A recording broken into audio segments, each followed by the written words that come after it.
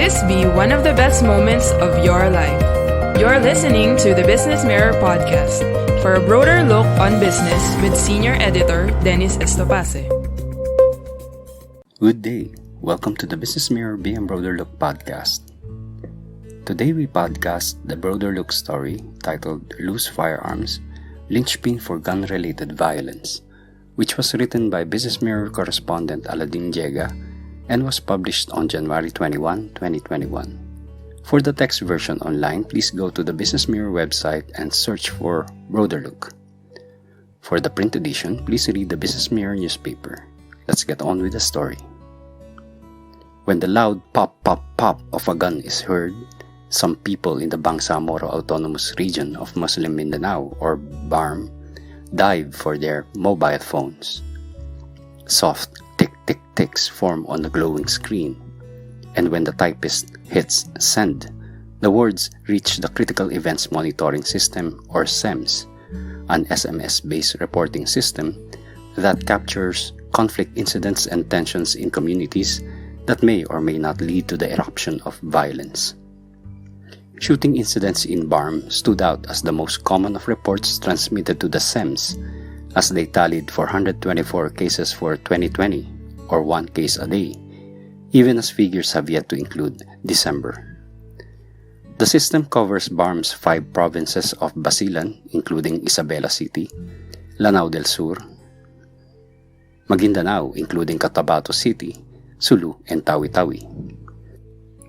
According to the Philippine Office of International Alert Incorporated, the organization that operates the CEMS, Mindanao has the highest total number of shooting incidents for the last 10 years at 2,408.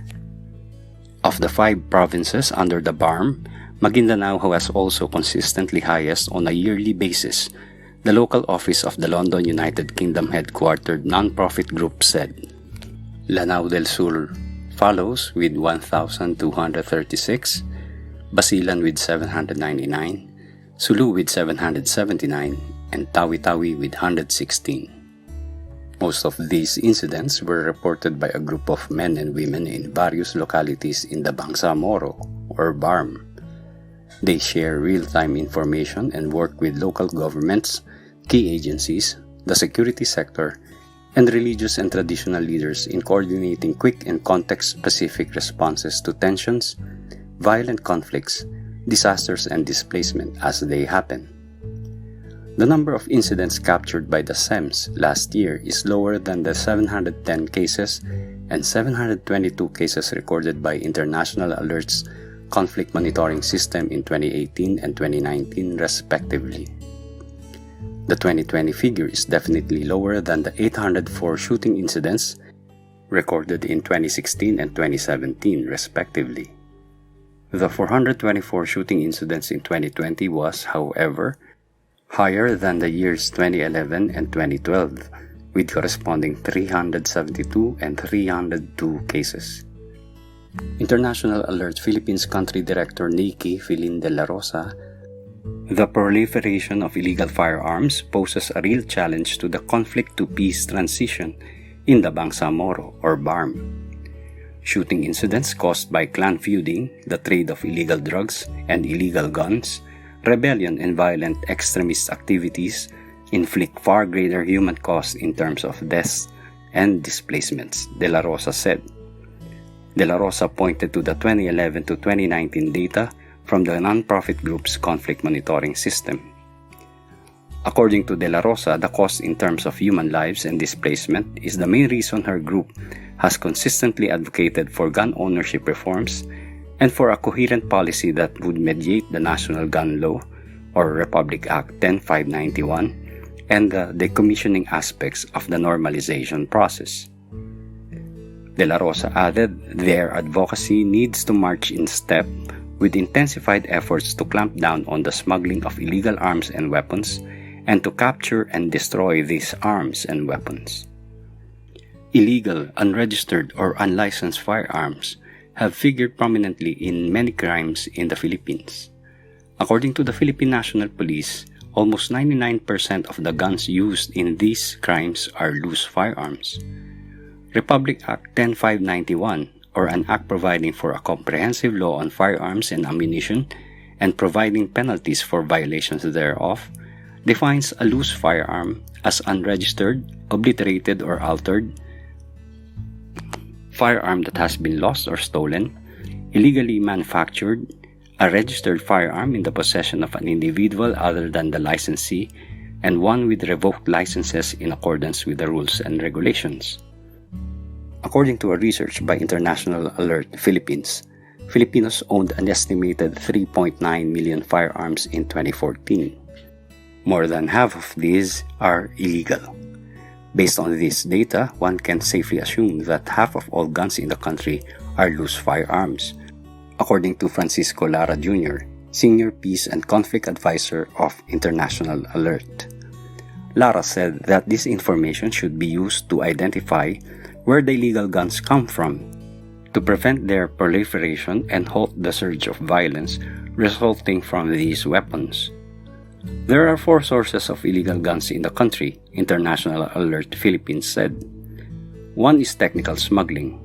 This is accomplished by importers using fraudulent declaration of guns as metal parts to hide the contraband. Another source of illegal guns are recycled weapons acquired from battlefields where violent encounters between government and rebel forces have transpired. The third source of illegal weapons are guns with expired licenses, with owners failing to file documents required for the renewal. The fourth source comes from local manufacturers allegedly operating in Danao City, Cebu, hence the eponymous Danao weapon brand. According to Lara, illegal firearms proliferate in the Philippines because of several factors. One is the flaw in regulation. The Comprehensive Firearm and Ammunition Act, for instance, focuses on the requirement for owning legal guns and extended the list of personalities allowed to carry a gun in public. The law allows the following professionals to own a firearm: members of the Philippine Bar, certified public accountants, accredited media practitioners, cashiers, bank tellers, priests, ministers or rabbi and imams, physicians and nurses, engineers, and businessmen who by the nature of their business or undertaking are exposed to high risk of being targets of criminal elements. However, according to International Alert, the said law says little in curbing the illicit gun economy, which can be done by detection, interdiction, capture, and destruction of these weapons. The gun law needs to be reviewed and amended, the group said, to comply with the international agreements, treaties, and standards. The Philippines, to note, is a signatory to the first ever Arms Trade Treaty, which establishes common international standards for the global trade in conventional arms. Last year, some 109 countries have already ratified the 2013 international agreement. These countries include 10 of the world's top exporters of firearms.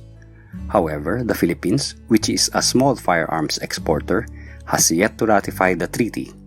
It was submitted to the Senate for concurrence in 2017 and is pending at the committee level as of June 2019. The 2019 edition of the Small Arms Trade Transparency Barometer identifies at least 7 Southeast Asian countries that produce small arms and/or ammunition on an industrial scale. Aside from the Philippines, these countries are Indonesia, Malaysia, Myanmar, Singapore, Thailand, and Vietnam. These countries either have a manufacturing body that is directly part of the government or armed forces, or a company owned by the government solely for the production of firearms. The Philippines, which has a so-called verifiable private industry, is an exception. The Small Arms Survey notes that private sector small arms producers in the Philippines cater to the domestic civilian firearms market but also exports globally. The Small Arms Survey has included the Philippines among the largest Southeast Asian exporters of small arms in 2014 to 2016. Indonesia, Singapore, and Thailand are the other 3. In the same period, Southeast Asia accounted for at least $1.3 billion worth of small arms imports, which was 19% of the global value. Indonesia was ranked as a top global importer in 2016, with imports worth at least $281 million. The Philippines, along with Indonesia, Thailand, and Vietnam, have all expressed an interest in expanding their domestic small arms and ammunition production capabilities, which are directly related to the military modernization efforts and procurement plans of the said countries, the study said. According to the Small Arms Survey, there are 15 licensed private manufacturers in the Philippines, producing mostly handguns and ammunition. Several of these are primarily subcontractors for larger local firms. In 2016, handguns from the Philippines made up 99% of Southeast Asia's exports and 29% of the region's overall small arms exports. About 95% of these pistols and revolvers went to the United States. The Philippines also led the region in the exports of parts and components valued at $7 million in 2016. These included sporting and hunting firearms valued at $1.7 million. Philippine-made ammunition is the most widely exported category from Southeast Asia. Since 2014, the country also exported $22 million worth of ammunition to 32 countries. The United States, Thailand, and Germany were the largest importers of ammunition. The Philippines also exported to the Latin American countries of Costa Rica, Ecuador, El Salvador, Guatemala, and Honduras. The only other Southeast Asian country to have exported significantly to Latin America is Singapore. While Southeast Asia is not a major small arms exporter compared to other regions, it is, however, a significant importer. In 2016, Southeast Asia imported at least $443 million worth of small arms, representing a 48% increase from 2015. The region has imported at least $1.3 billion worth of small arms since 2014. The largest importer in 2016 was Indonesia, also a top importer globally with an import value of at least $281 million. Thailand followed with $85 million, the Philippines with $41 million, and Singapore and Malaysia with $15 million each.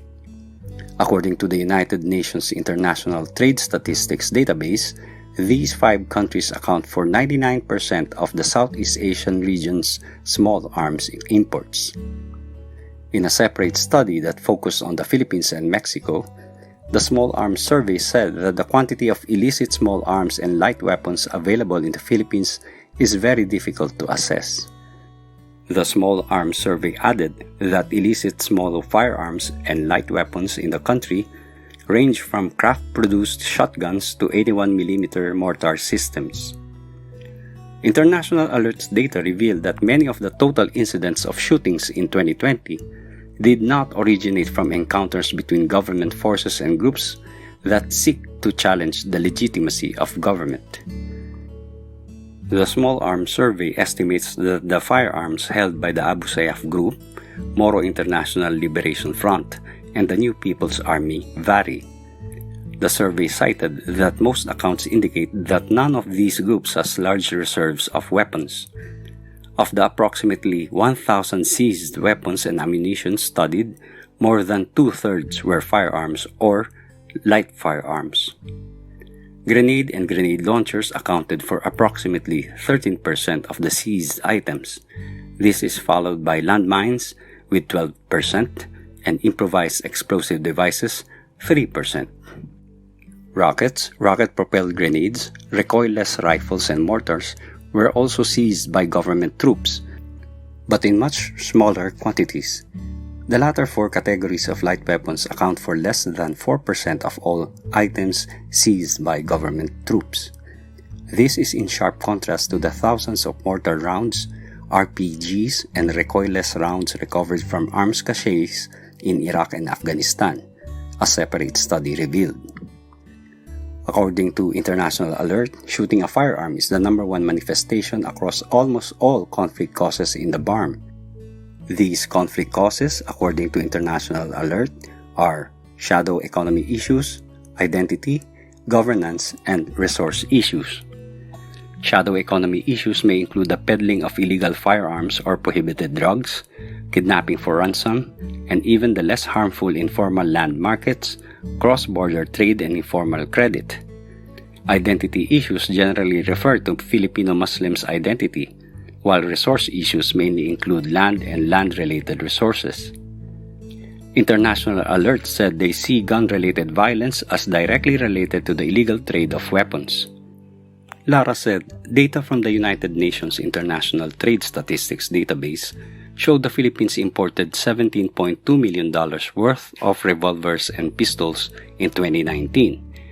This, he said, is much less than the $19.4 million reported by exporting countries that year.